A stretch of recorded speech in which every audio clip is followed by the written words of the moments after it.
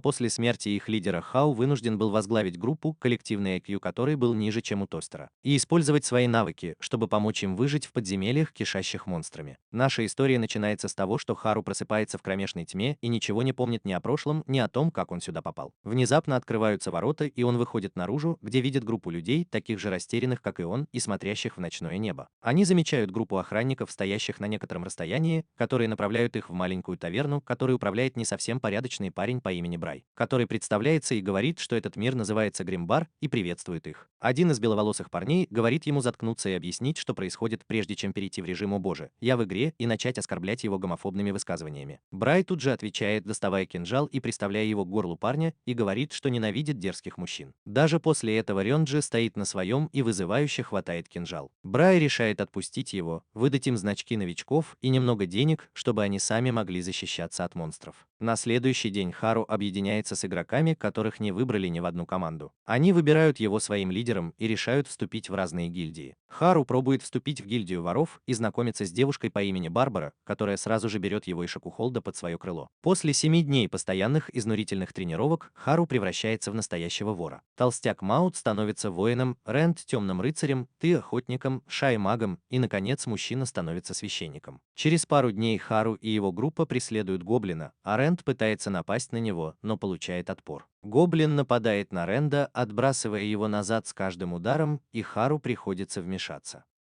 Даже Хару терпит поражение и падает, а Рэнд приказывает ему убить гоблина. Хару говорит, что покажет ему свой меч в заднице, но тут в него едва не попадает стрела. Ее выпустил Юм, который по сути является штурмовиком, а папаша из их группы говорит, чтобы они держались вместе и использовали оружие ближнего боя. Услышав это, толстяк по имени Мок пытается атаковать гоблина, но его огромный меч застревает в дереве, а гоблин танцует как в Fortnite, а затем нападает на него, прежде чем отскочить назад. Внезапно гоблин оборачивается, замечает Шай, местную девушку, и подбегает к ней быстрее, чем мой отец убежал от меня, и нападает на нее, прежде чем она успевает защититься магией. К счастью для нее, большой папочка приходит на помощь и спасает ее от нападения гоблина. Она начинает плакать из-за царапины, как не очень сильная независимая женщина, но мужчина тут же исцеляет ее, прежде чем сказать всем, что это вопрос жизни и смерти, что придает всем боевой дух, и они готовятся к бою. Рэнд не может поверить, что гоблины считаются самыми слабыми монстрами в этом мире, в то время как Хару понимает, что сейчас они даже слабее самых слабых монстров, и им приходится убегать. На следующее утро Хару просыпается ни свет ни заря,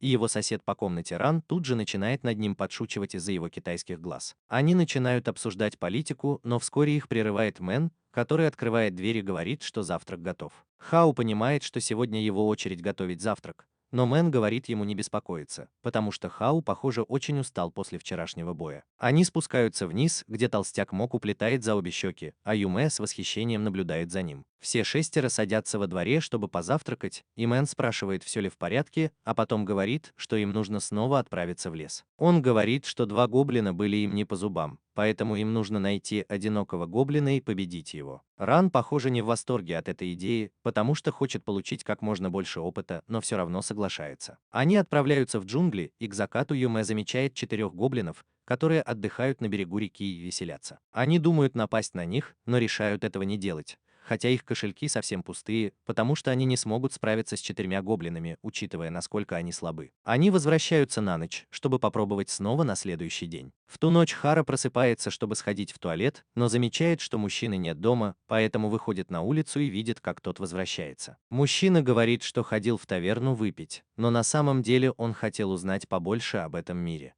Хара наливает ему чай и благодарит за то, что он так усердно работает на благо всей команды, а потом они вместе смотрят на алую луну. На следующее утро они идут в лес, где Хара замечает одинокого гоблина, пьющего воду, и сообщает об этом всей команде. Они сразу же готовятся и с оружием наперевес медленно идут к ручью. Хара прячется в кустах, достает кинжал и готовится подать сигнал. Но тут здоровяк-тупица с криком бросается к гоблину, предупреждая его. Хао бежит за ним, а гоблин убегает, но Ю выпускает стрелу и останавливает его. Ран почему-то дерется с деревьями. Хао спотыкается и падает на берег, а гоблин тут же нападает на него. Хау уворачивается и пытается контратаковать, но промахивается и попадает в схватку. Внезапно он вспоминает свои тренировки и перерезает гоблину запястье, отчего тот приходит в ярость и снова нападает. Хара продолжает уворачиваться и убегать, а мужчина приказывает всем атаковать. Ран делает дикий замах, но промахивается и получает удар в грязь, а гоблин пытается его прикончить. К счастью, мужчина спасает его своим посохом,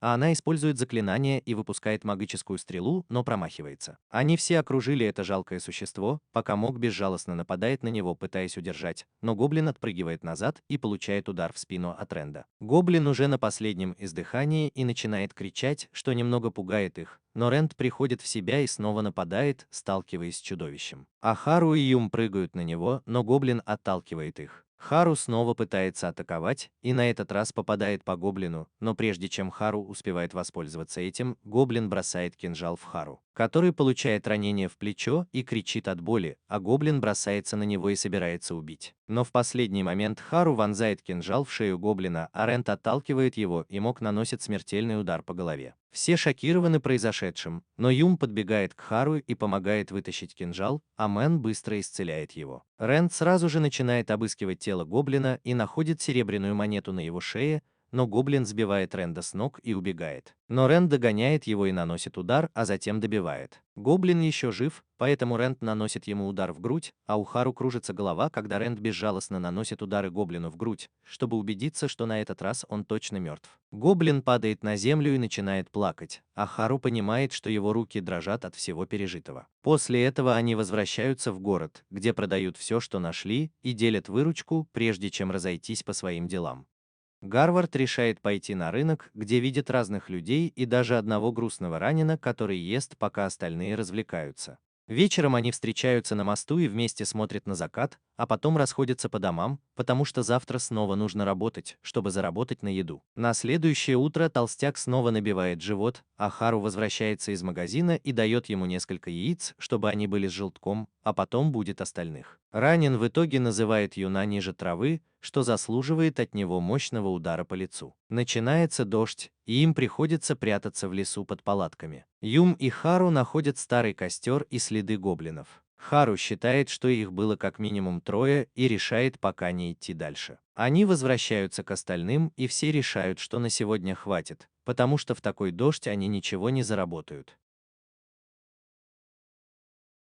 3 дня они ничего не зарабатывают из-за сильного дождя, и они так бедны, что Хару не может купить себе даже трусы и стирает и носит одну и ту же пару снова и снова. На следующий день они отправляются в соседний город, который полностью разрушен, но, как известно, там живут гоблины. К счастью, местные гоблины не очень бдительны, поэтому их легко убить. Гарем отправляется на поиски и находит спящего гоблина в заброшенном доме. Они сообщают об этом остальным, и все вместе идут на охоту. Они занимают свои позиции и медленно подкрадываются к гоблину, а затем наносят удар в шею, чтобы разбудить его. Гоблин кричит и пытается напасть на них, но мужчина быстро бьет его по лицу, а затем по голове, добивая его. В итоге они получают довольно много добычи от этого гоблина, что поднимает их боевой дух, но мужчина говорит, что праздновать рано, и они должны вернуться домой. После этого дня они часто стали приходить в этот разрушенный город, так как там легко было найти спящих гоблинов, но иногда им приходилось сражаться на открытой местности. Они также заметили группу из 4-5 гоблинов, но сражаться с ними было невозможно, поэтому они избегали их и продолжали охотиться на неопытных одиночек. Вскоре они начали зарабатывать деньги, и наконец Хару накопил достаточно, чтобы купить нижнее белье после долгих торгов,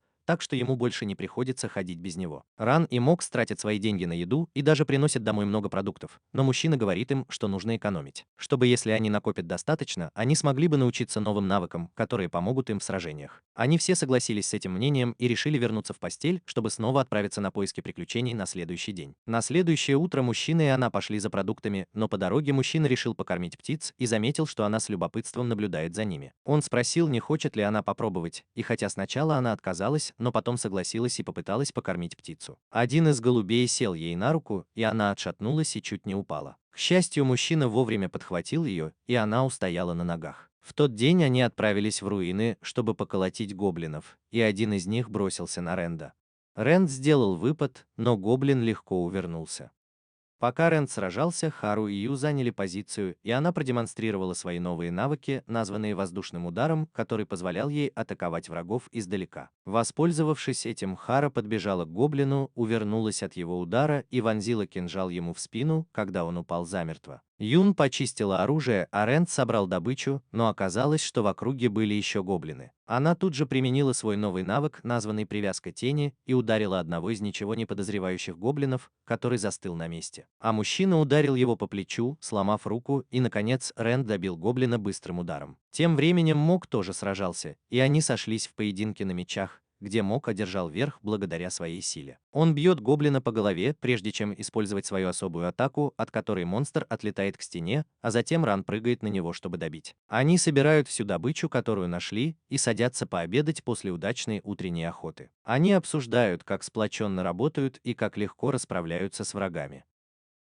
Они даже обсуждают возможность напасть на большую группу гоблинов, ведь теперь они гораздо опытнее и сильнее. Наконец, они собираются на вторую половину дня, но пока Мэн вел группу, Хау вдруг заметил что-то блестящее на крыше здания и сразу же бросился к Мэну, оттолкнув его. А стрела попала ему в плечо. Хау упал на землю, а Мэн подбежал к нему, но не успел его вылечить, как гоблин выстрелил еще раз и попал Хару в ногу, заставив его закричать от боли. Мок сразу же отнес его в безопасное место, а Мэн попытался его вылечить, но услышал крики девушек, когда из дома вышел огромный гоблин. Ран сразу же бросился к нему, а Мок занялся другим гоблином. Мэн приказал всем отступить, пока они еще пытались сражаться, но поняли, что их слишком мало, и они погибнут, если не убегут. Они спрятались за зданиями и побежали, но один из гоблинов забрался на крышу и выстрелил в Мэна.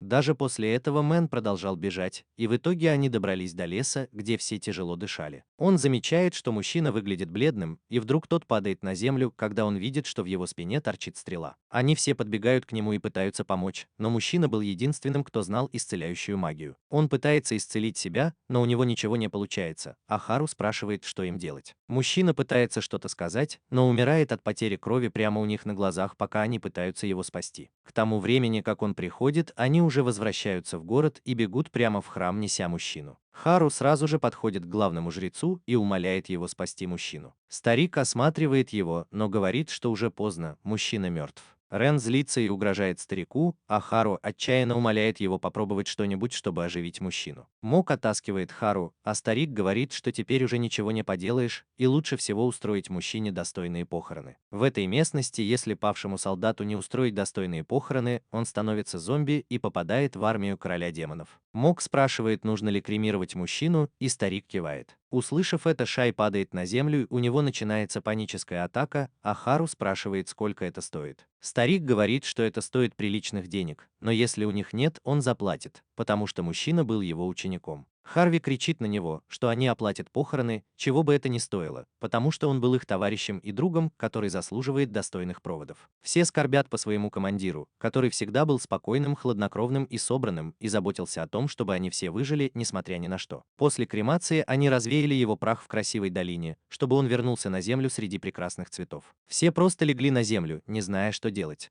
Потому что раньше именно Мэн придумывал планы и руководил всем. Но теперь, когда его не стало, команда чувствует себя потерянной и без цели. Рент наконец встает и говорит, что возвращается. Харв спрашивает, куда он идет, но тот отвечает, что ему все равно, лишь бы не сидеть здесь и не горевать по-мертвому. За это Ю дает ему еще одну пощечину и кричит на него, выплескивая свое разочарование, а потом падает на колени и плачет, пока Рент уходит один. Харв и остальные еще какое-то время сидят, а он оглядывается и видит, что вся его команда разваливается на части. В тот вечер Харв и Ма идут в ближайшую таверну и видят Ренда, который сидит один за столом. Они присоединяются к нему, чтобы выпить и поговорить о том, что делать дальше. Ренд говорит, что больше не хочет приключений. Он говорит, что у него нет ни желания, ни сил идти в лес или убивать врагов, и он просто найдет другую работу. Хару пытается образумить его, но это приводит к тому, что они начинают кричать друг на друга, и Хару даже обвиняет его в смерти мужчины, как будто тот не получил 2 стрелы в грудь. И у него не было сил, чтобы исцелить себя. Прежде чем ссора разгорелась еще сильнее, Мок прикрикнул на них, что было очень неожиданно, ведь обычно он говорил очень мягко. Он сердито велел им прекратить пререкаться, потому что никто из них не виноват. Наконец они успокаиваются и начинают обсуждать, что им делать дальше. Ран утверждает, что они не смогут справиться сами, потому что никто из них не так хорош, как мужчина. Герба говорит, что им нужно продолжать идти, потому что им нужны деньги, чтобы просто есть и спать. Внезапно к ним подходит парень по имени Кик. Он говорит, что слышал их разговор издалека и спрашивает, как у них дела. Они рассказывают ему о смерти их лидера и друга, и ему жаль их, но он говорит, что им нужно продолжать идти, но им нужен священник. Он говорит, что священники – это центр группы, и они никогда не должны быть в авангарде, потому что это базовые знания и здравый смысл. Что любой враг попытается убить вашего целителя, если у него будет шанс, потому что целители – самые проблемные члены группы, которые держат всю команду вместе. Он говорит, что в его группе священника всегда защищают два воина любой ценой. Это расстраивает Хомга, ведь он всегда был танком, а теперь он не может быть им, и его заставляют быть лекарем, танком и атакующим одновременно. Он говорит им, что не стоит зацикливаться на этом, ведь что сделано, то сделано, и нужно двигаться дальше. Но перед этим он советует им взять в команду священника, потому что без него они все равно, что мертвы. Гормон говорит, что к ним больше никто не присоединится, потому что они, наверное, самая слабая команда, у них нет ни денег, ни других стимулов. Кик говорит, что нужно продолжать пытаться и обещает найти им кандидатов, прежде чем уйти к другому столику. На следующее утро команда знакомится с девушкой по имени Мэри. Она должна быть священником, но выглядит полной противоположностью Хомгу. У нее нет ни улыбки, ни обаяния. Они пытаются представиться, но Мэри это не особо волнует, и она спрашивает, куда они направляются. Герберт говорит, что по его мнению им стоит снова отправиться в руины, но Мэри просит его определиться, собираются они туда или нет. Рэнд пытается вмешаться и говорит ей, чтобы она изменила свое отношение, но ее холодность заставляет его чувствовать себя неловко, и он просто извиняется без причины. Она говорит Гарварду, чтобы он начинал двигаться, иначе она вернется домой, а вся команда чувствует себя неловко из-за динамики в команде и не знает, как долго продлится их союз. Позже той же ночью парни снова пошли в таверну, чтобы напиться и обсудить сложную ситуацию, в которой они оказались. Он помнит, как трудно было работать с Мари, когда он составлял план, она просто отказывалась идти сражаться, потому что, по ее словам, она священник, который должен прятаться и помогать только тогда, когда кто-то ранен. Рэнд пытался поговорить с ней об этом и сказал, что она тоже должна участвовать в сражениях, но она просто отмахнулась от него. И в итоге все сидели на полу, пока Рэнд и Мари спорили о стратегии, хотя это работа Хару. Наконец, когда дошло до настоящего боя, Мари полностью игнорировала их построение, из-за чего даже Моб и Ранд получили ранения, а Ю и Хару вместе оттеснили гоблина.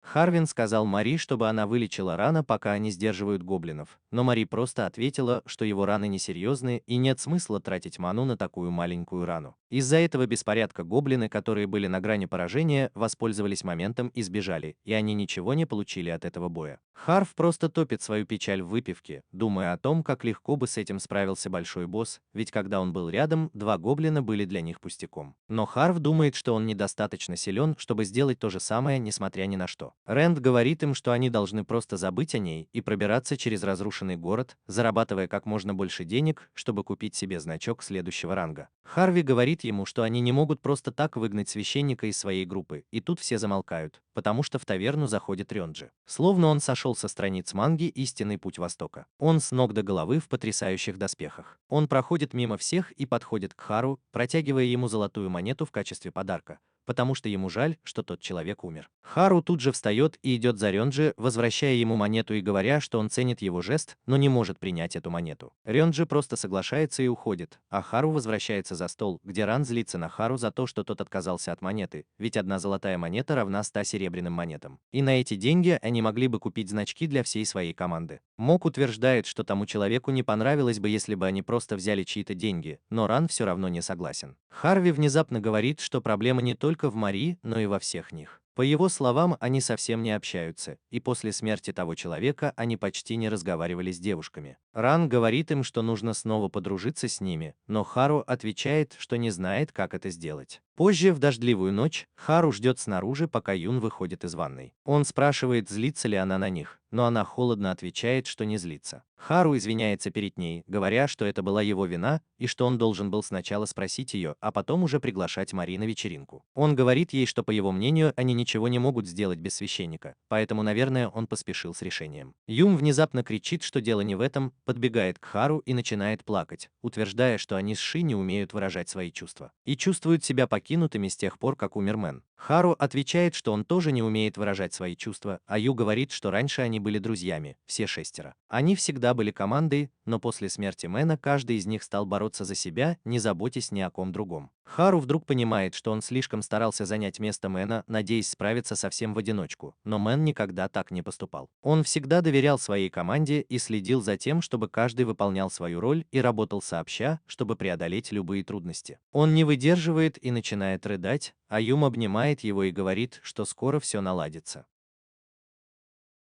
После долгого разговора они наконец успокаиваются, лежат на земле, обнявшись, как обычно делают лучшие друзья, и Юн говорит, что постарается подружиться с Мари, и что они обязательно справятся с этим.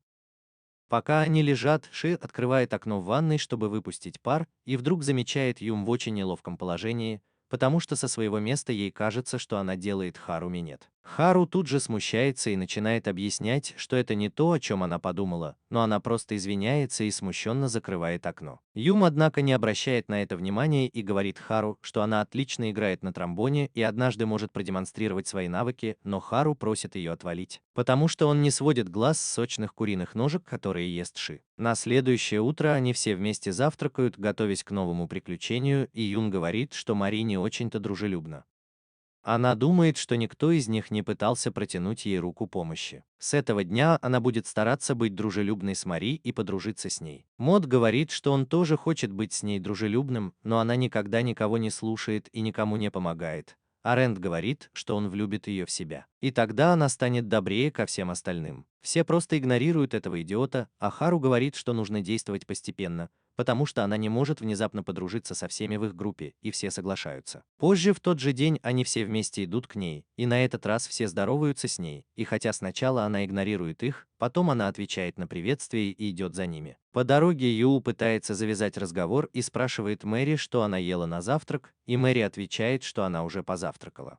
Она пытается продолжить разговор, спрашивая, понравились ли ей закуски, но Мэри просто отвечает, что никогда не перекусывает, и это секрет ее идеальной фигуры. Наконец, они входят в разрушенный город и прячутся за обломками, заметив впереди группу гоблинов. Хау придумывает план и говорит, что Ран и Ма нападут первыми, а Хару и Юм зайдут с фланга, а Мари будет прикрывать их. Ран и Ма начинают атаку, заставая гоблинов врасплох, а Хару и Юм нападают с другой стороны, окружая их. Гоблины нападают на Хару, и он едва уворачивается, а Мари прикрывает его, пока Юм приходит на помощь. Они оба начинают атаковать гоблинов и Тама, а Мок и Ран на другом конце поля боя получают удары от противников и пытаются отступить. Мэри тут же кричит Магу, чтобы он не отступал, потому что он воин, и Ранд называет его высокомерной сукой. Ранд получает удар, но уворачивается и пинком отбрасывает гоблина, а затем наносит мощный удар, пронзая его шею мечом. Тем временем Мог побеждает в поединке на мечах, а затем тяжелым клинком полностью сокрушает противника. Последний гоблин все еще сражается с Хару и Юм, орудуя двумя мечами, и их атаки трудно отразить. Но она применяет заклинание связывания теней и обездвиживает гоблина, давая тебе возможность атаковать. Но гоблин освобождается и убегает как раз вовремя, чтобы получить удар от Хару, который проскальзывает мимо его мечей и наносит мощный удар в спину, мгновенно убивая гоблина. Казалось, что с ее командой все в порядке, но Мэри подходит к Магу, который получил удар по голове, и говорит ему снять шлем, чтобы осмотреть рану. Она извиняется, когда он чувствует боль, а затем использует свои целительские способности, чтобы вылечить рану и остановить кровотечение, прежде чем промыть ее. Рен кричит, чтобы она вылечила и его, но она говорит, что у него всего лишь небольшая царапина, которая уже начала затягиваться. И если он так сильно хочет вылечиться, то пусть сам залижет рану. Хара понимает, что будет лечить людей после битвы, когда угроза будет устранена, потому что так она сможет эффективнее использовать свою ману и, наконец, осознает свои действия. Они возвращаются в заброшенный дом, чтобы отдохнуть, и Хару пытается завязать разговор и спрашивает, есть ли разные типы жрецов.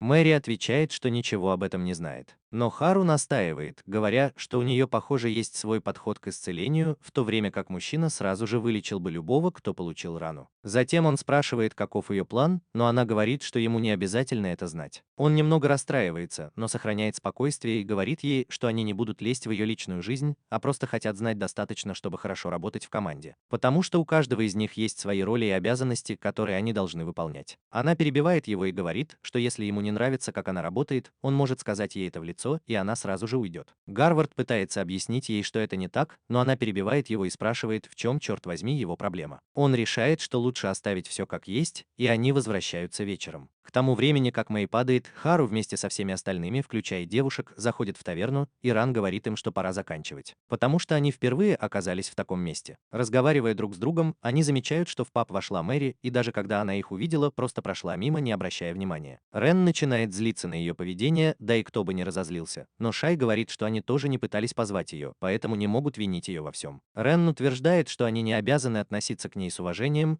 и Юм отвечает, что даже родители Ранда, наверное, его не любят. И они снова начинают спорить, пока не замечают, что к Мэри подошел молодой рыцарь и заговорил с ней. Ранд узнает в нем Шина, члена знаменитого клана. И все они начинают думать, почему он разговаривает с Мэри. В ту ночь Хару сидит один у костра, думая о большом папе и сомневаясь в своих силах. Но рядом с ним появляется иллюзия мужчины и говорит, что он может это сделать. Хару отвечает, что не может, потому что ни одна из девушек не называет его папой, но мужчина говорит, что он может. И исчезает, оставляя Хару в одиночестве, пока тот витает в облаках. На следующее утро они снова спускаются к руинам, где Мог и Хару сражаются один на один. Но Хару наносит удар своему противнику, прежде чем посмотреть на Мога, понимая, что ему приходится быть осторожным. Потому что у него нет шлема, а значит, он умрет от одного удара по голове, и в отличие от вора, он не может напасть на кого-то сзади. Он быстро прячется за гоблином, пока Мог отталкивает его, давая Хару возможность ударить гоблина по запястью, что сбивает зверя с толку, а Мог сбивает гоблина с моста. Он понимает, что до сих пор никогда не задумывался об их боевых стилях и даже не наблюдал за тем, как сражаются его товарищи по команде. И, возможно, поэтому он не мог придумать план, как это делает Мэн. Проходя по переулку, Хару говорит Могу, что ему нужно купить шлем, пусть даже самый дешевый. Если у него нет денег, он тоже может скинуться. Мог говорит, что ему не стоит тратить деньги на то, что ему не пригодится. Но Хара отвечает, что шлем поможет Могу сражаться более открыто,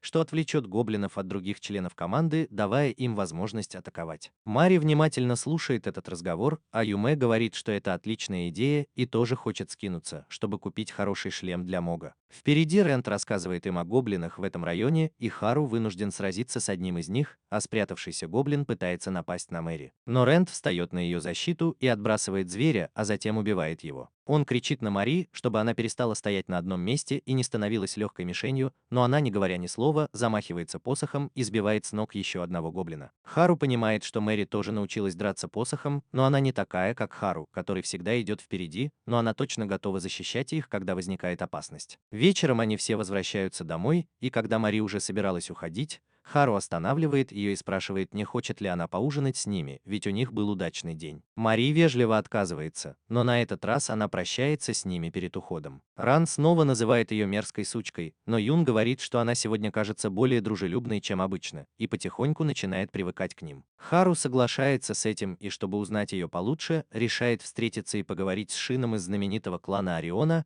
и попросить других членов клана пойти с ним. В тот вечер они все идут в паб и встречают Шина, который садится за их столик. Хара спрашивает о Мари, и это, кажется, удивляет Шина, но он говорит, что его товарищ по команде Хаяши скорее даст им более точный ответ, потому что раньше он был в ее команде. Хаяши садится и говорит, что раньше они тоже были командой из 6 человек, как и команда Хару, и с самого начала хорошо взаимодействовали и координировали свои действия. Он говорит, что за 10 дней они смогли заработать достаточно денег, чтобы купить себе снаряжение получше, и с каждым днем становились все сильнее и сильнее, побеждая все больше и больше врагов. Главной в их отряде была сама Мари. Она была очень веселой и жизнерадостной. Она никогда не давала никому почувствовать себя лишним и всегда была готова помочь, даже если кто-то получал царапину, она тут же его лечила. Даже став священником, она не боялась идти на передовую и защищать своих товарищей, и можно сказать, что она стоила 3 игроков. По его словам, они становились все сильнее и в конце концов стали заносчивыми. Они начали спускаться все глубже и глубже в подземелье, и однажды, когда они зашли очень далеко, чтобы сразиться с сильными монстрами, они наткнулись на огромного белого монстра, который уже убил нескольких игроков. Они должны были бежать, но все в их команде думали, что справятся, и это было их самой большой ошибкой. Монстр сбил его с ног, и когда он пришел в себя, то увидел, что 2 его товарищей по команде мертвы, а воин их отряда пытался сдержать монстра. Он крикнул Мари, чтобы она их вылечила, но она не двигалась и просто обнимала тело одного из своих товарищей. А потом повернулась к нему со слезами на глазах и сказала, что у нее не осталось маны для магии. Воин их отряда был весь в ранах, и ни он, ни Мари ничего не могли сделать, чтобы ему помочь. Он каким-то образом поднялся, когда монстр напал на воина и отбросил его назад, тяжело ранив. Воин с трудом встает, опираясь на Мари и Хаяши, и говорит им, чтобы они немедленно уходили, прежде чем отдать им свой жетон. Хаяши понимает, что нужно сделать, и забирает жетоны остальных членов команды, а затем тащит Мари, пока воин решает пожертвовать своей жизнью, чтобы спасти двух своих дорогих друзей. Последнее, что они видели, это как монстр нападает на их друга, а потом все стало размытым в их памяти. После этого они присоединились к клану Шина, но Мари вскоре ушла, потому что ей было слишком больно оставаться там, где был Хаяши. Ведь это постоянно напоминало ей о тех, кого она потеряла. С тех пор она постоянно меняла вечеринки и никогда не задерживалась надолго, потому что боялась сближаться с людьми. Затем он встает, кланяется и просит их позаботиться о ней, а потом уходит. Шин говорит, что понимает, как больно терять кого-то, потому что он тоже потерял бесчисленное количество товарищей и советует им дорожить своей дружбой, потому что они поймут, как она важна только когда ее не станет. На обратном пути Рент начинает жаловаться, что если у нее было тяжелое прошлое, это не значит, что они должны быть с ней особенно милы. По его словам, у каждого из них было тяжелое прошлое, и если она не хочет приложить усилия, чтобы преодолеть это и подружиться с ними, то ему это тоже не интересно. Она начинает плакать, как маленькая девочка, которая не может контролировать свои эмоции из-за особенностей своего организма. Она говорит им, что они должны попытаться подружиться с Мэри, потому что они тоже потеряли члена команды и понимают ее боль. Хару поддерживает ее и говорит Рану, что им нужно выслушать ее и относиться к ней как к другу, потому что только тогда она сможет считать их своими друзьями. Ран смотрит на Хару и спрашивает, сколько раз он пытался его выслушать. Он жалуется, что никто никогда не слушает его, когда он хочет что-то сказать, и что все игнорируют его идеи. Юн отвечает, что его идеи всегда отстой, поэтому, конечно, они их игнорируют, что приводит к очередной перепалке. Тем временем Хару задумывается и, наконец, понимает, что Ран тоже чувствует, что его не понимают, и решает все исправить. Он извиняется перед Раном и говорит, что с этого момента будет осторожнее и постарается быть ему другом. Он просит его перестать вести себя как девчонка и извиняется перед Мэри за то, что плохо отзывался о ней. Затем он спрашивает, как ему завтра с ней общаться, и даже Хару задается вопросом, как они будут смотреть ей в глаза теперь, когда они знают ее прошлое. На следующее утро Ю и Хару снова осматривали местность, было пасмурно и шел дождь, когда Хару заметил, что у одного из гоблинов его кинжал, который он уронил в день смерти человека. Он из-за этого разозлился и попытался отобрать его, но Ям вовремя толкнула его на землю, потому что один из гоблинов, который был неподалеку, чуть не заметил их и пошел дальше. Он извинился перед ней, сказал, что последние пару дней сам не свой, и предложил поискать, где оно спрятано. Тем временем Рам, Шей, Манг и Мари отдыхали в заброшенном здании, коротая время и ожидая Ю и Хару. Наконец они вернулись, промокшие под дождем, и сказали, что не смогли найти ничего стоящего, потому что все гоблины были либо в больших группах, либо очень бдительны и находились в труднодоступных местах. Ран предложил вернуться, если там нечего делать, и все встали, но Хару сказал, что сначала хочет поговорить с Мари. Она, кажется, удивилась, но смело посмотрела на него и спросила, чего он хочет, и сказала, что если он хочет, чтобы она ушла, то не нужно ходить вокруг да около, и она сразу уйдет. Хара понял, что они все странно себя вели с тех пор, как узнали о прошлом Мари, и она, должно быть, заметила это и решила, что они хотят ее выгнать. Хару пообещал, что они не хотят, чтобы она уходила, и начал говорить. Он рассказал ей, что раньше у них был священник по имени Мэн, который был их лидером. Он продолжил, что Мэн погиб от рук гоблинов, или, если быть точнее, из-за их неосторожности. Он говорит ей, что этот человек лечил их, даже если у них была всего лишь царапина, и был щитом для их отряда. По сути, он делал 3 работы одновременно и никогда не показывал, как ему тяжело, и в конце концов умер. Он говорит, что все думали, что это конец для их отряда, но им нужны были деньги, чтобы продолжать путешествовать, и им нужен был священник. И это единственная причина, по которой они взяли ее в свой отряд. Он говорит ей, что изначально они были просто группой людей, которых не брали ни в один отряд. И тогда этот человек решил подружиться со всеми и создал свой отряд. И даже после его смерти они все еще хорошие друзья, которые поддерживают друг друга. После этого он говорит Мари, что чтобы она не думала, он тоже считает ее другом. Мари, кажется, немного удивлена, но говорит, что тоже считает его другом, и вскоре все, включая Ренда, говорят Мари, что они все хотят быть ее друзьями. Вечером, когда дождь наконец заканчивается, они все вместе возвращаются домой, а на горизонте виднеется красивый закат. Перед тем, как разойтись, Хара предлагает Мари помочь им найти Мау в шлем, но, конечно же, Мэри просто извиняется, потому что не сможет прийти. Хару настаивает и спрашивает, не хочет ли она присоединиться к ним за ужином, но она смотрит на них грустными глазами и говорит, что ей нужно еще немного времени. Затем она прощается и убегает, а остальные отправляются на рынок за шлемом для Мога. Они нашли подходящий шлем и вернулись, и после этого сражаться с гоблинами стало немного легче, потому что мог атаковать врагов без страха, и они стали продвигаться вперед каждый день. Теперь их командная работа стала достаточно хорошей, чтобы они могли без проблем победить 4 гоблинов, и каждый день они становились все ближе к Мэри, которая медленно, но верно начинала им доверять. Они стали каждый день ходить в те руины, чтобы охотиться на гоблинов, и вскоре все стали называть их охотниками на гоблинов. Когда они приходили в паб, многие подшучивали над ними, но Хару сказал, что они не врут. День за днем они продолжали сражаться с гоблинами, и вскоре им не составляло труда победить любого гоблина, который попадался им на пути, пока они улучшали свое снаряжение на те деньги, что у них были. Вскоре они научились отличать одного гоблина от другого и, наконец, смогли пригласить Мэри на ужин. Все смеялись, а Мэри все еще выглядела грустной, и Хару понял, что никогда раньше не видел, чтобы она улыбалась. Вскоре они смогли купить лучшую броню и даже научились новым навыкам. Например, у Хару есть навык приглушения шагов, который позволяет ему бесшумно подкрадываться к врагам. А у Ши есть навык теневой магии, который на короткое время усыпляет врагов. Рам научился отступать на шаг, чтобы быстро увеличить дистанцию между собой и врагом, а затем наносить быстрые колющие удары, часто заставая врагов врасплох. Мог, в свою очередь, научилась использовать навык война, который на короткое время парализует врагов. И этого времени достаточно, чтобы ты с твоей повышенной меткостью могла с ними разобраться. Что касается Мари, то она всегда была на несколько уровней выше остальных, поэтому ей не нужно было ничему учиться. А Хару научился новому навыку, который иногда позволяет ему видеть траекторию, по которой должен двигаться его клинок, чтобы одним ударом убить врага, и если он попадает в цель, то любой враг погибает от одного удара. Той ночью они все легли спать, решив наконец-то покончить с оставшимися гоблинами в руинах,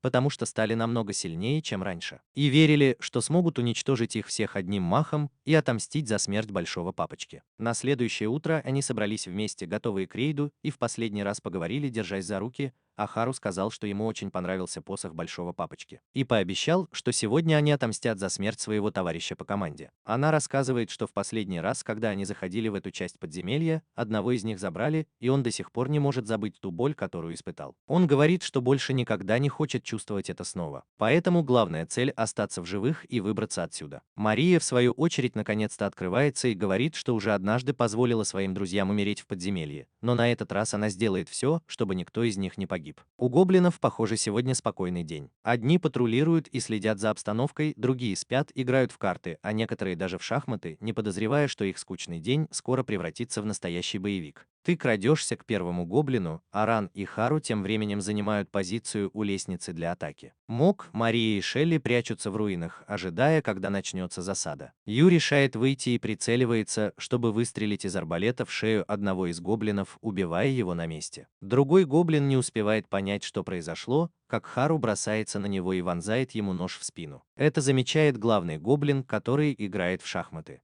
Тем временем гоблин нападает на Хару, но тот уворачивается и пытается блокировать атаки, но тут Ран спасает его и перерезает гоблину горло. Тем временем Мок выбивает дверь и будит всех гоблинов, которые готовятся к бою.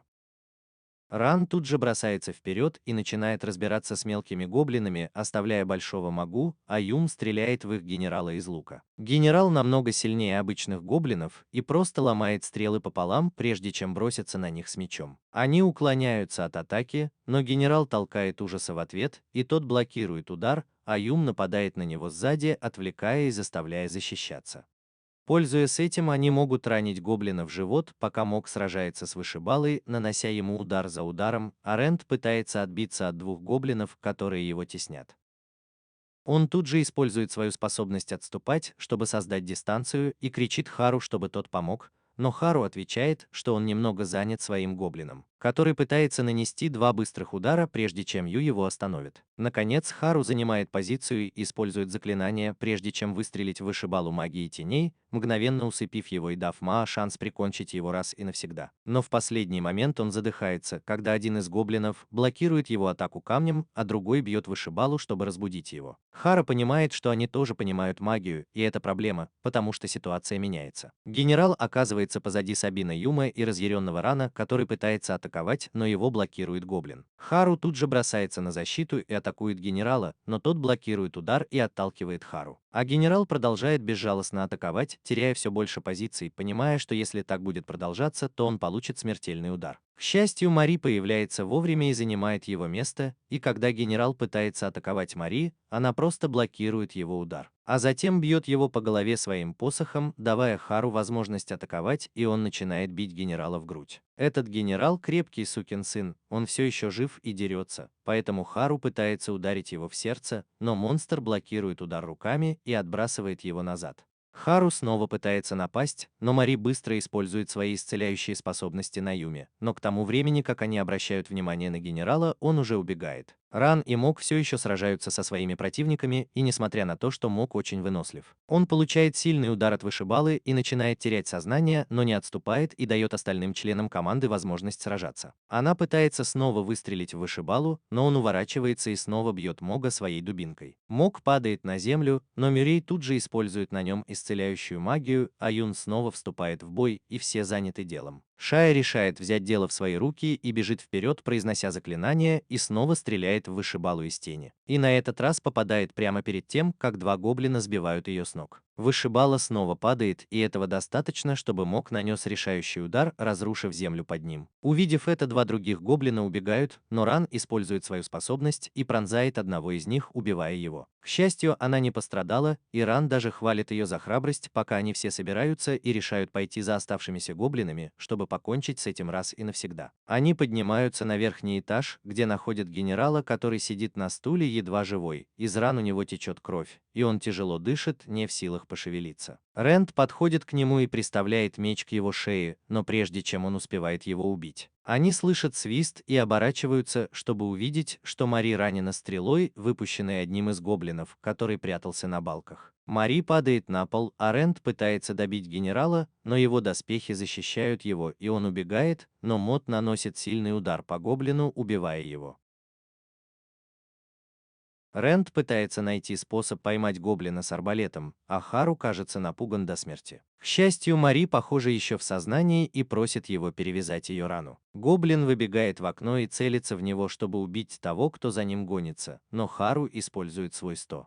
Хару бросается на него, чтобы убить, но гоблин оказывается проворнее, и когда они падают на крышу, он садится сверху и душит Хару. Но Хару удается схватить второй кинжал и вонзить его в шею гоблина, убив его. В этот момент к ним подбегает Юм, чтобы помочь. Отомстив за смерть своего товарища, лидера и друга, они возвращаются в долину, чтобы посетить могилу Мэнга, и видят, как вокруг них начинает падать первый снег. Они говорят о нем несколько слов, а Мэри стоит и смотрит издалека, пока они достают свои новые значки и показывают ей. Она подходит к могиле и достает значок, который они купили для Мэнга. Она кладет значок на надгробие и начинает плакать, а Юм обнимает ее. Они все идут обратно, и по дороге Хару начинает разговор с Мэри, и в конце концов она полностью оттаивает, что дает ему возможность попробовать на ней свой максимальный уровень риза. Но на нее это не производит особого впечатления, и она говорит ему, что в следующий раз он должен попробовать получше. Затем они расходятся и идут каждой своей дорогой. На следующее утро Гарвард по привычке просыпается рано, но понимает, что они решили взять выходной, так как вчерашний день был очень тяжелым с точки зрения физических и умственных нагрузок. Он спускается вниз и видит, что Мог готовит завтрак, пока он чистит зубы и думает, что, черт возьми, ему делать в свободный день. Они завтракают на улице, и он откусывает кусок свежеиспеченного хлеба, приготовленного Маганом Вайсманом, и начинает есть его вместе с каким-то аппетитным на вид рагу. Хару спрашивает Мога, где остальные, и тот отвечает, что Рент ушел рано утром со своей удочкой, так что, скорее всего, он проведет весь день, сидя у ручья и ничего не поймав. А она тоже ушла рано утром. Хару спрашивает Мога, что он будет делать в свой выходной, и тот говорит, что его доспехи сильно помялись в последней битве, а меч затупился. Так что он, наверное, пойдет к оружейнику, чтобы починить их. Герман называет его неудачником за то, что он не ходит по клубам и не развлекается в свой выходной, и говорит, что тоже собирается куда-нибудь сходить. Герман говорит, что они встретятся вечером в таверне, а потом уходят бродить по городу, потому что ему больше нечем заняться. Он подходит к мосту и видит, что она уже вовсю общается с голубями и кормит их чем-то вкусным. А Хара рассказывает ей о новом рецепте хлеба Мога. Она просто улыбается и говорит, что уже пробовала его раньше, и это было просто потрясающе. Затем они смотрят на восход солнца, вспоминая, как они пришли сюда вечером, и расходятся в разные стороны. Хару подходит к прилавку, покупает несколько шашлыков и бесцельно бродит по городу в поисках чего-нибудь интересного, пока не натыкается на Мари, которая читает книгу в кафе, как какая-то богатенькая сучка. Кажется, она удивлена, увидев Хару, но он уверяет, что не преследует ее, и она предлагает ему присесть. Он заказывает кофе, а Мари рассказывает, что живет на втором этаже кафе с тех пор, как ушла из гильдии, и время от времени спускается сюда, чтобы побыть одной. Хару встает, думая, что она хочет, чтобы он ушел, но она уверяет его, что ей нравится его компания, и начинает гладить странное существо, похожее на муравьеда и кошку одновременно. Хару умело пользуется моментом, чтобы украдкой взглянуть на ее бедра, но приходит к выводу, что у Шаи они определенно более аппетитные. Она говорит, что им всем стоит как-нибудь прийти сюда на расслабляющий чай, и он соглашается, а Мари рассказывает, что раньше тоже жила в дешевых квартирах, но потом заработала много денег и стала богатой сучкой. Хару смотрит на нее и говорит, что скоро они тоже съедут из своей квартиры и найдут что-нибудь получше, потому что за последние несколько дней они неплохо заработали. Тем временем Рэнд все еще ждет в своей лодке, когда поймает хоть одну рыбу,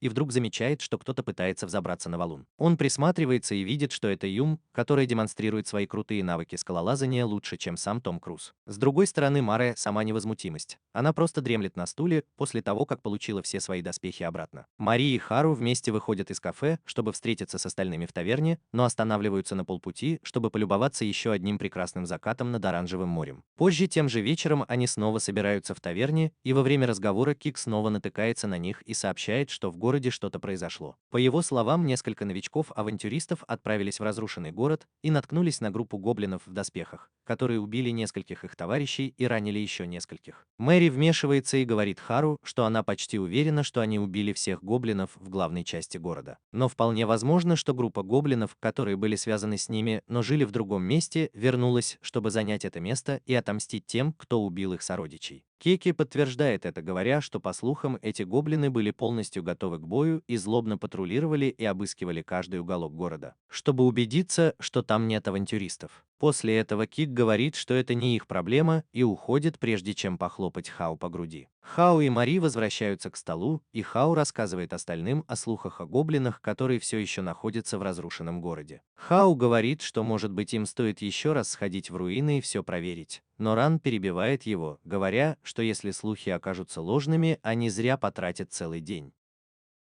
Мок предлагает сменить место охоты, потому что они уже давно не выходили за пределы руин. Услышав это, Хару мягко говорит, что они могут отправиться в шахты Сайрен, где Мари потеряла всех своих товарищей.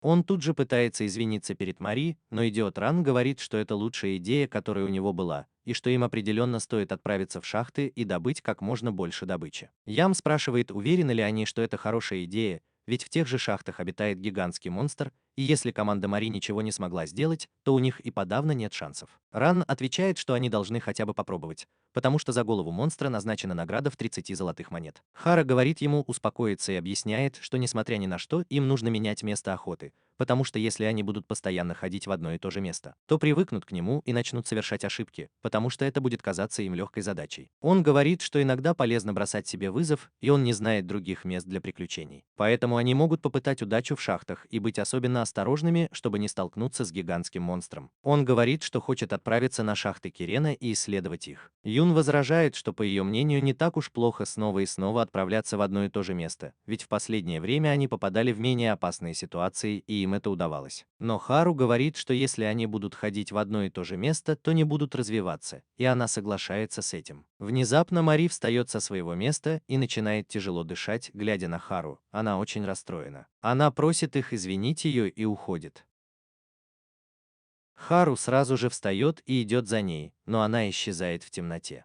Он смотрит на звездное небо и, наконец, находит ее на лестнице. Он подходит к ней, но она падает и извиняется за то, что убежала. Гарвард вспоминает, что хотел отправиться туда, где она потеряла всех своих товарищей по команде, и понимает, что для нее это будет очень тяжело. Она говорит, что не сможет сохранять спокойствие, когда они будут заходить в чужие разумы, не только сейчас, но, возможно, и в будущем. Хару понимает ее чувства и уверяет, что не поставит ее в неловкое положение. Это придает Мари смелости, ведь она понимает, что если так будет продолжаться, она никогда не сможет забыть своих товарищей по команде и то, что произошло в шахте, и это не выход. Она смотрит на Хару и говорит, что ей нужна его помощь и помощь ее команды, потому что она не справится одна. Хару уверяет ее, что они всегда будут рядом, что бы ни случилось, и что она может полностью на них положиться, когда почувствует, что ситуация выходит из-под контроля. Она встает и вытирает слезы, а потом благодарит его за поддержку и говорит, что с нетерпением ждет их следующего приключения. Перед тем, как отправиться в шахты, они решают улучшить свои навыки и снаряжение, чтобы у них были максимальные шансы выжить. Хара отправился в гильдию воров, чтобы встретиться со своим тренером. Барва немного напряжен, потому что они давно не виделись. В мгновение ока она подходит к нему и приставляет нож к его горлу. Она говорит, что если бы они сражались, Хару был бы убит в ту же секунду. Не дав ему и слова сказать, она швыряет его на землю. Они начинают тренироваться в баре, и она избивает Хару при каждом удобном случае. После того, как она избила его так сильно, что он не может встать, она наконец-то делает ему подарок на всю жизнь. Садится ему на живот и начинает мучить его, спрашивая, опаздывал ли он когда-нибудь. Хару так устал, что честно отвечает, что хотя в его группе 3 девушки, он такой неудачник, что ни одна из них даже не взглянула на него дважды. Бар еще немного подшучивает над ним, но потом Хару меняет тему и спрашивает ее о магическом пути, который он иногда видит во время сражений с врагами, и что это вообще такое. Кажется, это впечатляет ее, и она говорит, что это хороший знак,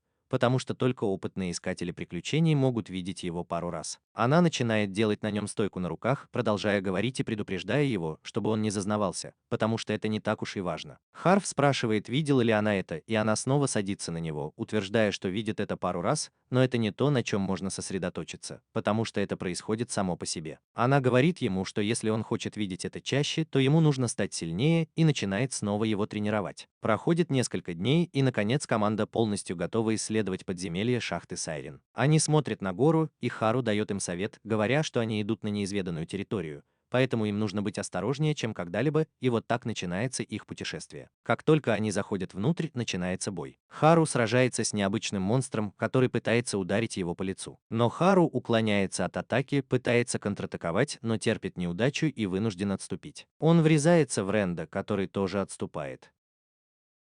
Ю достает свои ножи и бросает один из них в шею монстра, а другим перерезает ему горло. Мок решает помочь остальным и бросается на врага Хару, вступая с ним в бой и отвлекая его. Хау пользуется моментом и подбегает сзади, хватает его и вонзает ему нож в грудь, а затем отпрыгивает назад. Моб замахивается мечом, чтобы добить его, но монстр уже лежит на земле, поэтому они быстро подбегают к Ранду, который блокирует атаку своего противника. Отступает и произносит заклинание, создавая знак света и брызгая на врага какой-то красной жидкостью. Этот новый навык заставляет врага испугаться и сомневаться в своих действиях, что приводит к ошибкам. Монстр бросается на Ранда и начинает безжалостно атаковать его, а тот только и может что отступать, теряя позиции. Хару спрашивает, нужна ли ему помощь, но Ранд отказывается и говорит, чтобы он не лез не в свое дело. Наконец Ранд находит брешь и рассекает монстру запястье, а затем прыгает в воздух и наносит смертельный удар. После того, как территория была зачищена, Нари говорит им, что этих монстров называют каблами, и у них есть кольцо в носу, которое называется талисманом. Они должны его забрать, потому что внутри рынка его можно продать за приличную сумму. Она также продолжает рассказывать, что эти каблы – самые слабые монстры, которых можно встретить у входа в шахты, и предупреждает, что внутри они столкнутся с более сильными и многочисленными каблами. Они быстро собирают все талисманы, какие только могут найти у убитых врагов, а затем идут дальше. Они спускаются на следующий уровень, и Мари предупреждает их, что теперь будет жарко, потому что здесь обычные кобальды, и лучше всего избегать сражений. Они идут дальше и вдруг слышат вой, который их пугает, но Хару подбадривает их и идет вперед. Мок внезапно останавливается, потому что что-то услышал, и они заглядывают в дыру в стене и видят, что там спят кобальды. Мюррей говорит, что им очень повезло, что эти кобальды не патрулируют территорию, и они идут дальше. Рэнд, с другой стороны, останавливается на мгновение и думает, не убить ли ему их всех, ведь это легкая добыча, но Хару говорит, что это было бы подло даже для такого, как он. Они идут дальше, и некоторые кобальды просыпаются. Они заходят в комнату, где Мари использует свою магию теней, чтобы превратить землю в зыбучие пески, и кобальды не могут двигаться. А остальные члены команды быстро расправляются с ними точными ударами в жизненно важные органы. Один из прячущихся кобальдов замечает Хару, который подкрадывается к нему сзади и видит, как его убить. Он спокойно выдыхает и наносит точный удар в шею противника.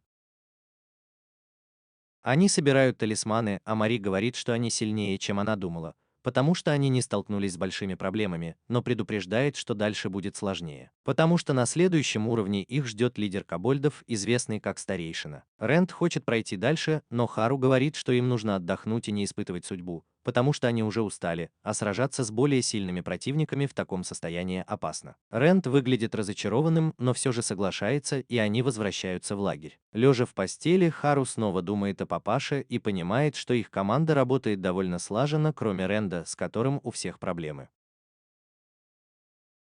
Он никого не слушает, не принимает советы и критику и всегда готов броситься в бой. Хару решает поговорить с ним и спрашивает, не хочет ли он поговорить. Рэнд не спал и вышел на улицу, Хару пошел за ним. Спустившись, Хару спрашивает, что он думает о команде, но Рэнд отвечает, что ему все равно, их команда – это просто команда и все. Он говорит Хару, что выполняет свои обязанности, и это все, что его волнует. Например, сегодня он доказал, что может справиться с врагом в одиночку, без помощи других. Хару говорит, что он действительно справился, но если бы они помогли, то убили бы врага быстрее и получили бы больше энергии. Рэнд тут же отвечает, что если он будет думать, что товарищи по команде придут на помощь, то у него будут проблемы, когда он останется один на один с врагом. Но если он сможет справиться с врагом в одиночку, то команда сможет сосредоточиться на другой цели, что сделает их еще эффективнее. Хар понимает, что Рэнд по-своему думает о своем месте в команде, но говорит, что он не всегда может действовать, не посоветовавшись с командой. Но Рэнд считает, что он не обязан спрашивать разрешения, прежде чем что-то сделать. Харви говорит ему, что из-за его дерзкого характера команде трудно понять, чего он на самом деле хочет, и это его вина. Он говорит Рэнду, что они все работают как одна команда, и для этого им нужно общаться. Рэнд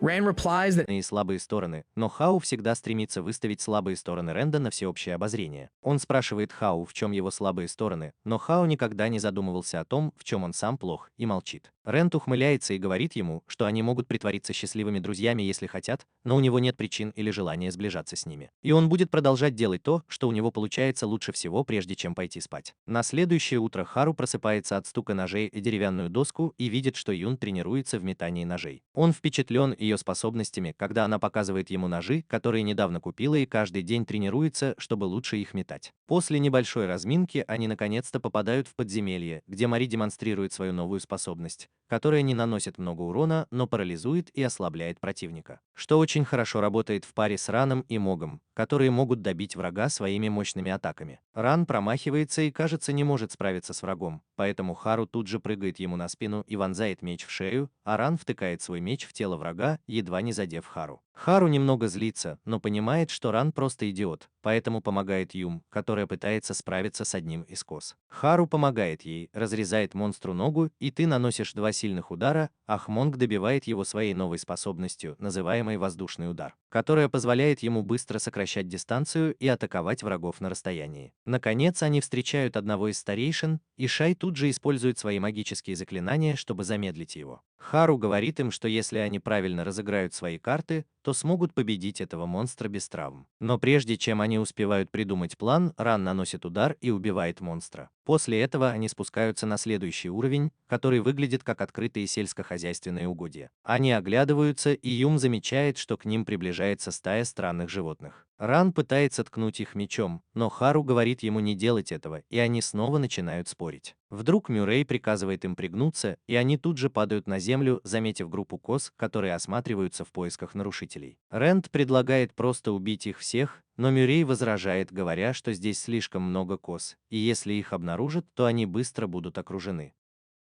К сожалению, Рэнд наступает на проволоку, которая привлекает внимание врагов, и они начинают выйти искать источник звука. Вдруг они слышат чьи-то шаги, и Мари замирает на месте. Хару замечает это и пытается позвать ее, но она не отвечает. Он выглядывает из-за кустов и видит огромного монстра с черными и белыми пятнами на теле, известного как Смертоносец, который убил старых товарищей Мари по команде. Юн пытается разглядеть его, но Хару вовремя оттаскивает ее, пока Мари все еще стоит на месте, охваченная паникой. Хару подходит к ней и приводит в чувство, а Смертоносец тем временем ищет их, потому что чувствует запах людей. Мари извиняется за то, что отвлеклась, и говорит, чтобы они тихо следовали за ней. Они благополучно спускаются на следующий уровень, но здесь кажется, что сам ад повсюду, куда ни посмотри, они видят только лаву, а температура все повышается. Они замечают группу коз, которые работают с металлом и делают доспехи, и Мари говорит, что здесь нельзя оставаться и нужно быстро уходить. Хоррор начинает играть в Assassin's Creed и прыгает на одного из охранников, вонзая ему нож в шею и мгновенно убивая его. Амок и Ран быстро хватают тело, чтобы оно не издало ни звука. Они оттаскивают тело, чтобы спрятать его, а другой разбойник едва не замечает их. Они бегут от укрытия к укрытию и, наконец, попадают в пещеру, где полно красивых растений и статуй. Они садятся отдохнуть, и Мари рассказывает, что именно здесь она потеряла 3 своих товарищей. Она идет вперед и поднимает посох, утверждая, что раньше он принадлежал ей, но когда они убегали, она его здесь оставила. Юм вдруг встает, утверждая, что что-то услышал. Ран берет одно из светящихся растений и бросает его в сторону звука,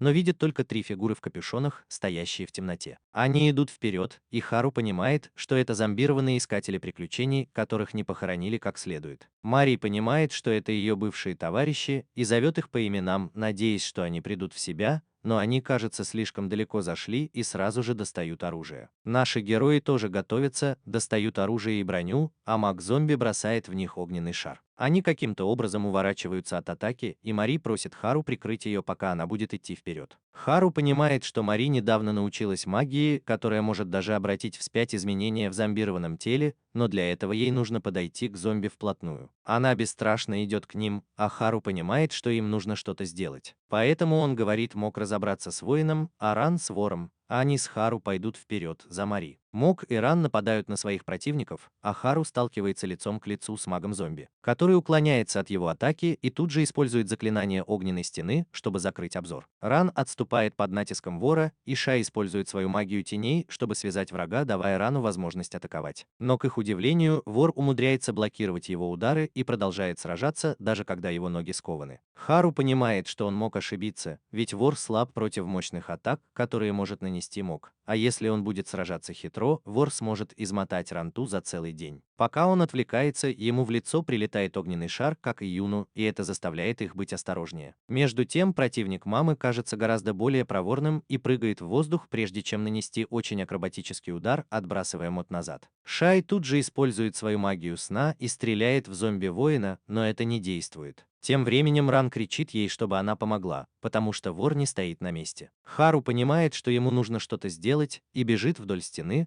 но замечает Мари, которая проходит сквозь огонь к магу. Хару следует за ней и видит, что она готовится использовать магию рассеивания, поэтому он тут же нападает на мага, заставляя его отступить и давая Мари возможность снять проклятие, которое превращает зомби в настоящего человека, прежде чем оно обратится в пыль, и она обнимает его. После этого Хау говорит тебе, чтобы ты отвлекал толпу, а сам пойдет к Ренду и разберется с проблемой. Он бежит к вору и вместе с Рендом атакует зомби, но промахивается. Хау решает вмешаться и начинает сражаться с зомби-вором, но их уровень навыков примерно одинаков, и Хау понимает, что в конечном итоге зомби одолеет его. Он подает знак Ренду и бросается в атаку, пока Ренд отвлекает зомби, разрезая ему ноги, и тот падает. А Мари быстро подбегает и использует свою магию, чтобы снять проклятие с последнего члена команды.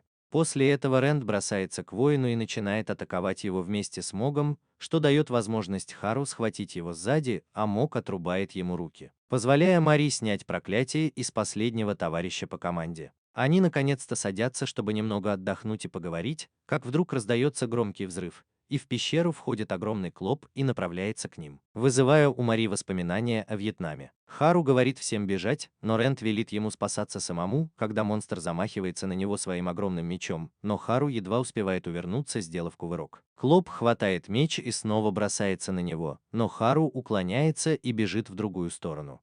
Он говорит всем, чтобы они быстро убегали, пока Клоп выбирается из-под обломков и издает громкий вой, предупреждая всех полицейских в округе, которые бросаются к ним с мечами и копьями, чтобы преградить им путь. Хару приказывает Магу использовать боевой клич, чтобы отвлечь их, и они замирают на месте, а команда бежит к выходу. Харвард приказывает маме снова использовать навык, но у нее не хватает маны, и ее хватает один из коз, который пытается напасть, но Ранд бросается вперед и отпугивает его. Хару говорит Ранду, чтобы тот прикрывал тыл. Ранд отбрасывает коз назад и бежит за своими товарищами. Мюррей и Хару прыгают, Мок подхватывает ее и тоже прыгает, и они приземляются на деревянный мост. Хару говорит им, чтобы они пошевеливались, потому что коз становится все больше, а Ю пытается сдерживать их стрелами, но всех не остановить. Вдруг они слышат громкий шум и видят, что Споти преследует их и пытается разрушить конструкцию, на которой они стоят. Наконец он разрушает ее, и ужас начинает падать, но пытается бежать по балкам, чтобы добраться до своей команды, но не успевает и начинает падать. К счастью, Ранд успевает схватить его за руку, и ужас повисает над пропастью. Ранд говорит ему, чтобы он лез наверх, и пока он карабкается, враги начинают стрелять в них стрелами, а Споти достает огромный щит и бросает его в них. Хару добирается до безопасного места, но Ранд не успевает за ним, и он начинает падать. Хару не может схватить его за руку, и он падает вниз, пока не оказывается среди врагов. Ранд кричит снизу и говорит Хару, чтобы тот бежал, потому что теперь он лидер и должен убедиться, что команда в безопасности. Хару пытается возразить, но в него стреляют, и он вынужден бежать. убежать. Он забирается на ферму и рассказывает команде, что произошло, а потом говорит Мэри, чтобы она увела их отсюда, пока они все не погибли. Они прячутся за стенами, а враги начинают стрелять, и все готовятся к бою. Тем временем Ранд глубоко вздыхает и кричит на Спота, утверждая, что он один победит монстра в шахте. Но его самоуверенность быстро проходит, когда враги снова начинают стрелять в него стрелами, и ему приходится прятаться. Монстры пытаются забраться на завал, но Ранд не сдается и бросает в них камни, не давая им подняться.